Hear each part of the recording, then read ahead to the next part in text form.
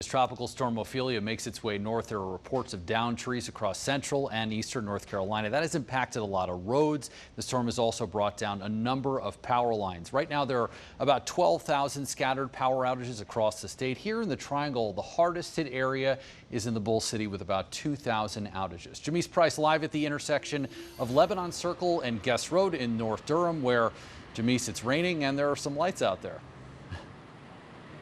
And that's right, Josh. This rain is not letting up anytime soon, or at least that's what it feels like for a lot of people in this area. But the traffic light is just behind me. That one is out. Also up the street here on Guest Road at Ladder Road, the same problem. And you're looking right now as crews are trying to work and restore power in this area. Now, according to Duke Energy's outage map, the problem here is that a downed tree caused major problems to the equipment. So they have been working since then.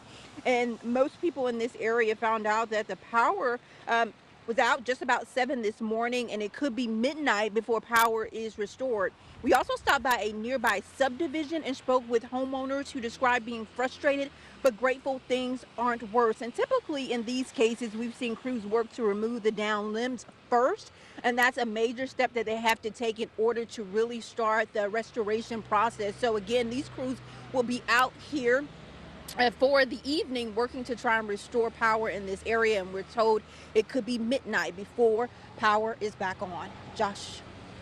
Jamice, those folks in Durham in that area already suffering from about 6 weeks ago with the power being out. Hopefully Duke Energy gets that cleaned up as quickly as possible. Jamice Price live in Durham for us tonight. Jamice, thank you.